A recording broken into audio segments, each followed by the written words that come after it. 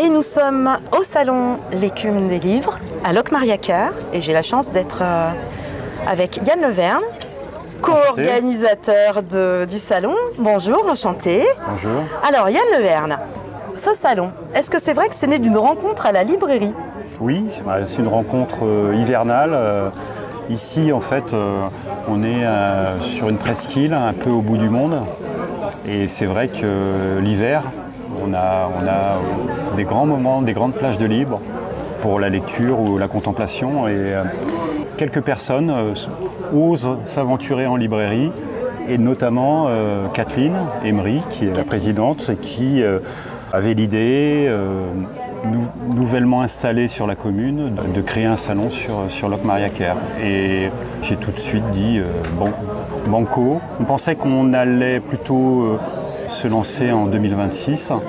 Et puis, comme on a eu un retour enthousiaste d'un certain nombre d'auteurs, on s'est dit on va y aller, même si ça s'est fait peut-être en novembre et en 6 mois il a fallu tout mettre en place, création de l'association en janvier, et puis trouver les équipes de bénévoles pour pouvoir l'organiser sur ce mois de juin.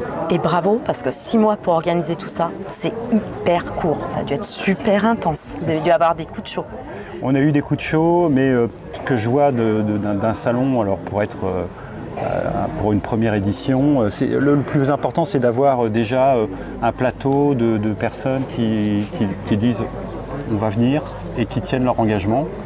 Et ça, avec Kathleen, on avait quand même déjà des auteurs qui fermement s'étaient décidés à venir. Donc une fois que déjà on a les auteurs qu'on a choisis, eh bien c'était plus facile pour déjà nous donner l'énergie. Oui, pour donner l'énergie. Et fédérer autour de nous. Et une bonne équipe. Donc vous, alors moi, gérez la librairie du Golfe, exactement, avec sa magnifique nouvelle enseigne. Eh bien, merci, elle a été installée il y a 2 jours. J'en suis très content et les retours, c'est assez aérien et, oui, ça permet là maintenant d'avoir une vraie identité visuelle sur la place de la mairie de Locmariaquer. Et deuxième membre de l'équipe, Kathleen Emery. C'est pas rien quand même, TF1, documentaire, reportage. Ça aide certainement, notamment dans le milieu, comme on dit, germano-pratin, c'est-à-dire le petit milieu parisien. On est 3 en fait dans l'équipe. Oui. Il y a Kathleen, qui est la présidente, et il y a aussi Gwen Abgral, qui est autrice locale, et qui permet aussi d'avoir un ancrage régional. Et c'est un souhait de ce salon, c'est d'avoir des créateurs, de marier des auteurs à dimension un peu plus nationale à des créations locales, à des créateurs, des artistes qui aussi écrivent des ouvrages de qualité. Complètement, j'allais y venir, que c'est un salon vraiment très riche. Promouvoir la lecture à tout âge, valoriser la création littéraire effectivement régionale, et on en a des très bons. Ici, on a entre autres Sophie Berger, oui, qui a fait une magnifique lecture sonore de son premier roman et dernier roman, Banc de brume. On a le duo Manchette-Niemiec, avec Alabama, America et dernièrement À l'ombre de Winnicott. Qui sont 3 formidables romans dans des styles différents, un conte, un polar et puis un récit un road trip. Un road trip dans les années 70 aux États-Unis, ce qui fait que là pour le coup, pour ces 2 auteurs-là, c'était il y a 3 ans un coup de cœur à Alabama 63. Et je suis très content de les... Oui, le duo 24 prix. Voilà, exactement. Aujourd'hui, c'est quand même pas rien. Très content de les avoir aujourd'hui et hier au salon. Et j'espère on va les suivre parce que je pense qu'ils vont continuer à écrire des beaux livres. Oui, il faut pas qu'ils s'arrêtent. Dynamiser la vie culturelle en début de saison, c'était un de vos buts aussi. Tout à fait. On est une commune qui est extrêmement touristique, donc avec une fréquentation du 15 juillet au 20 août, 14 juillet, disons 20 août. Et c'est vrai que on voulait entrer dans la saison d'été avec un événement culturel, sachant qu'on clôture aussi avec Locambule Et de la bande dessinée en septembre, mi-septembre, on clôturera cette saison 2025 avec aussi une vingtaine d'auteurs qui seront présents ici. Et ça permet d'avancer sur ces 2 projets de front et avec souvent des synergies entre les équipes. Ce qu'on a appris de Locambule sur les 6-7 dernières années nous a permis aussi d'organiser l'écume des livres. Et puis, pas oublier qu'il y a eu la projection du film En attendant Bojangles du réalisateur Régis Froissart, donc en partenariat avec le cinéma Tianoc. C'est quand même un sacré salon. Mais en fait, on voulait peut-être commencer par venir sur le territoire de nos confrères libraires et dans la ville un petit peu qui fait un peu référence dans le coin. Donc on voulait aussi commencer avec Tianoc qui sait gérer aussi ce genre d'événements. Et donc on a eu cette chance d'avoir l'auteur du livre et l'auteur de la variation sur ce livre qui est très bien réussi d'ailleurs, et d'avoir un échange vraiment riche entre les 2 auteurs et un échange avec le public. Et on refera certainement pour la prochaine édition ce même événement ou cette même dynamique. Oui, je pense que c'est une très bonne idée. Il y a des débats, des lectures performances. Vous n'avez eu que 6 mois pour préparer tout ça. Donc si on revient au débat, les débats, comment sont-ils arrivés? Les débats, ce sont les choix de l'équipe.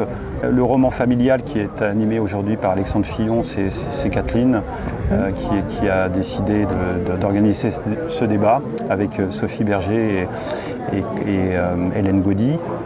Le polar breton, là c'était plus la librairie et moi-même qui connaissant en fait les auteurs Jean-Paul Le Denmat et Hervé Huyen. Donc on a su aussi, animé par Marie Devois, qui est autrice de Saint-Philibert, qui aussi fait des polars sur l'art. Et puis le 3e débat, c'était là pour le coup sur la réussite et le succès, cadeau empoisonné, et on parlait là avec Claudie Gallet pour Les Déferlantes et Olivier Bourdeau pour En attendant Bojangles. Et on a pu voir d'ailleurs qu'il y avait dans leur parcours, c'est-à-dire ce succès soudain d'un roman qui était assez inattendu, toutes ces difficultés, ou en tout cas il y a eu beaucoup de joie, mais il y a aussi beaucoup de difficultés derrière à revivre après un tel succès. Arriver effectivement à assumer les romans derrière qui ont un peu moins de succès peut-être, et effectivement comment on arrive à vivre ça. Olivier Bourdeau, donc le parrain de cette édition. Grâce à Kathleen Emery qui, dans sa vie antérieure, a pu lier des liens avec un certain nombre d'auteurs, notamment donc, Olivier. Ça fait un chouette parrain. C'est vrai qu'il a une personnalité tout à fait atypique, avec beaucoup de recul sur son parcours et de causticité. Franchement, c'est un excellent débatteur et il y a eu beaucoup de rire parce qu'il a un sens de la formule et il donne des philosophies de vie qui sont vraiment intéressantes. Le bilan de ce salon a presque la fin puisque c'est la dernière journée aujourd'hui. Voilà, on va arrêter on va le finir à 13h. Votre premier sentiment, les premiers retours? Premier sentiment, et on a eu du monde, les auteurs sont contents, les bénévoles sont heureux d'avoir participé à cet événement. Il y aura un pot au jardin du presbytère tout à l'heure pour clôturer avec peut-être on l'imagine un petit mot du maire et puis de Kathleen. Non, franchement, on a eu une belle météo. Et on est très content et on va s'inscrire avec Kathleen et Gwen dans la durée. Ça allait être ma question de fin. Alors, une deuxième édition? Oui, alors pour 2026 déjà, on a un certain nombre. On a déjà un parrain qui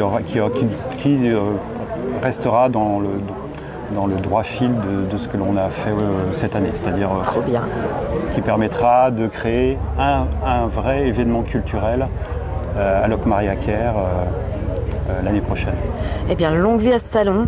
Et moi, je m'en fais pas parce qu'effectivement, j'ai pu constater qu'il y avait du monde. Les échanges sont riches et intéressants. C'est l'avantage aussi de ces petits salons. C'est l'accès aux auteurs qu'on a moins dans ces grands salons où on est en dédicace pure, où les temps de rencontre sont très courts. Là, tout le monde prend le temps et c'est quelque chose que les lecteurs recherchent aujourd'hui. C'est vraiment bien d'avoir des salons comme ça qui existent. Et là, je vois la queue qui commence à arriver de plus en plus. Donc, voilà. Longue vie au salon. Merci. Merci à vous pour cet entretien, Yann Leverne. Et puis, on se retrouve l'année prochaine. Oui, avec plaisir. Merci. Au revoir. Au revoir.